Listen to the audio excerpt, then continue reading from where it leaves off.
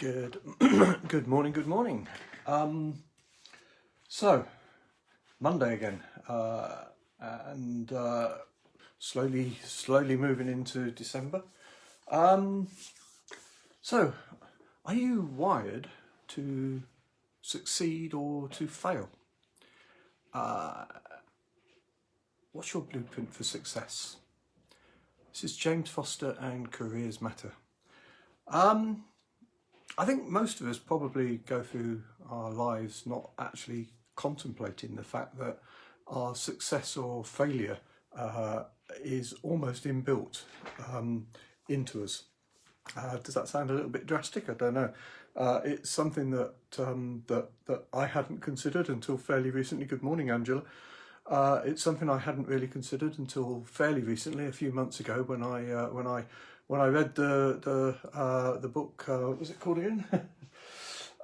Secrets of the Millionaire Mind, which is probably mirrored to you, so you won't be able to read it properly, by T. Harv Eker. And in there he talks about the money blueprint, and the fact that that throughout our lives, of certainly set in our early lives, is a blueprint that tells us everything that we believe, feel and know about money and success.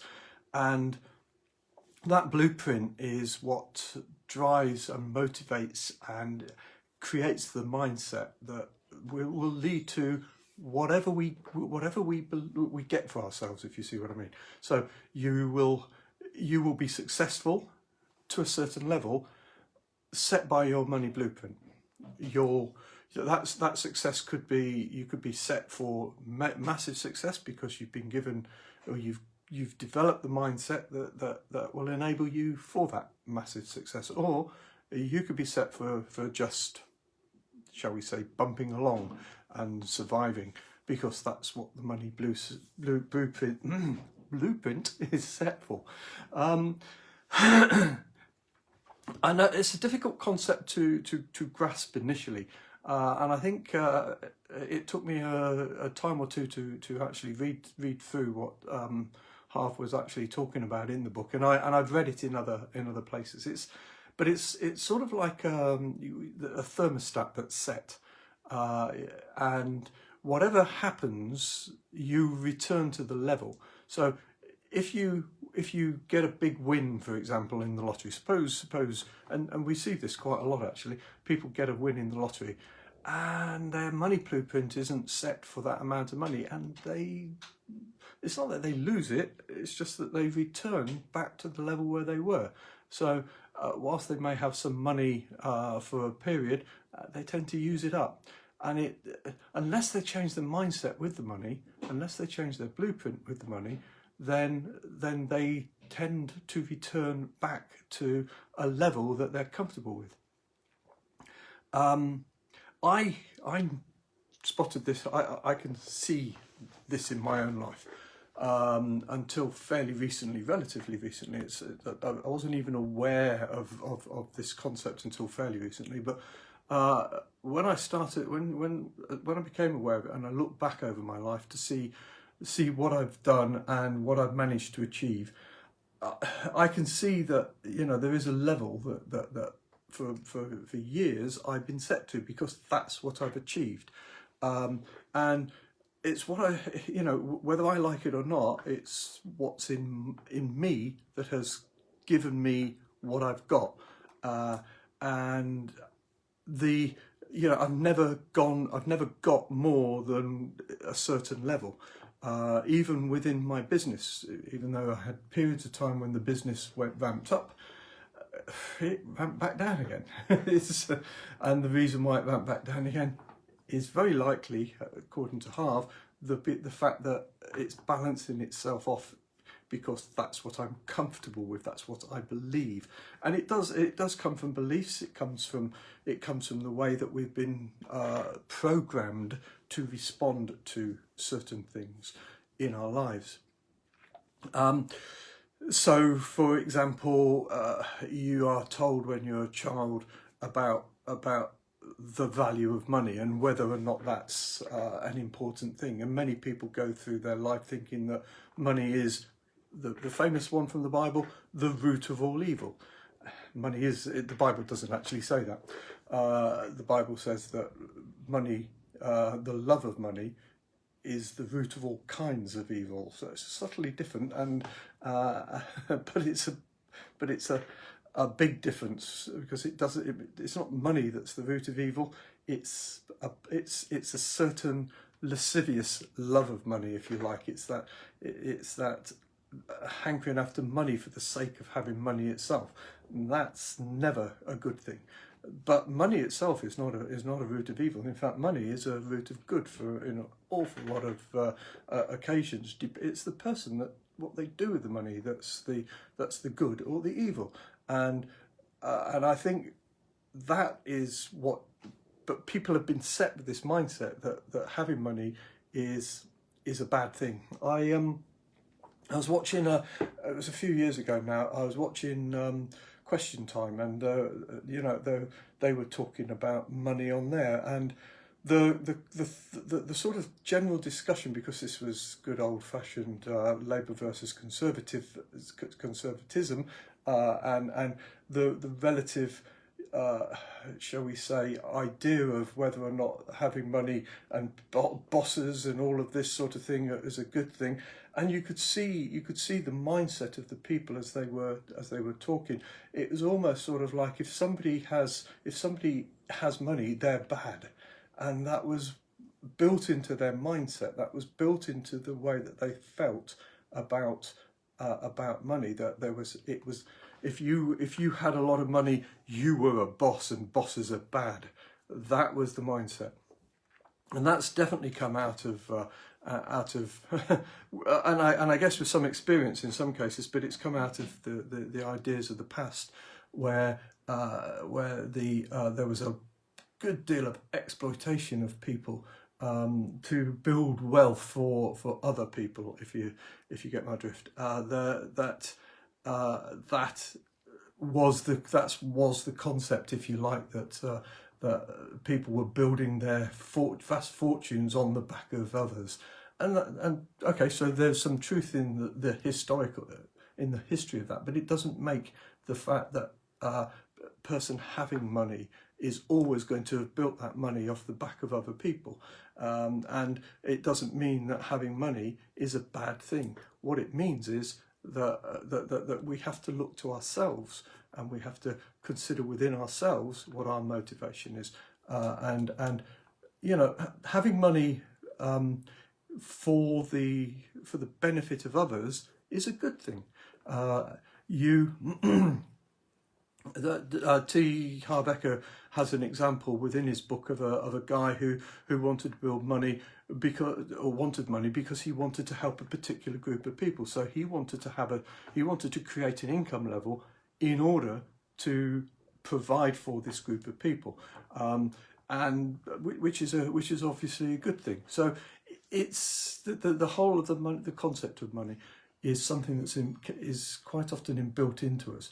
You're brought up with certain beliefs, certain notions about what money is and what success is, and that has to be changed if you want to move forward in a successful manner, if you want to create some success for yourself. I mean, to a lot of people, they will tell you that they are perfectly content with their life, and I believe them, because that's actually what their thermostat is telling them. But there's nothing stopping anybody from becoming more successful other than their own personal mindset and beliefs. And that's really what we've got to, if you want to move to a different level of success in your life, that's the first thing you've got to acknowledge. You've got to become conscious of the mindset. You've got to become conscious of your money blueprint and what it's saying for you. And then it's a matter of building a mindset that is going to be able to take you further to the next level. So, but the first thing is to be conscious of the one that you've already got, and then to slowly build the habits that will remove or change that underlying belief and principle.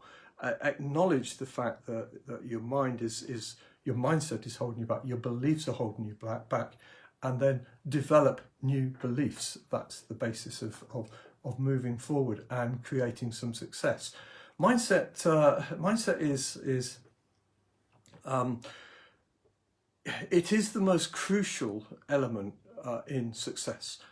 It is, everything revolves around your own beliefs, your own mindset, and that includes, a lot of people say that they find it difficult to get jobs done. They find they end up procrastinating, and it takes effort to actually move forward. And this is part of that money blueprint showing itself, evidence in itself.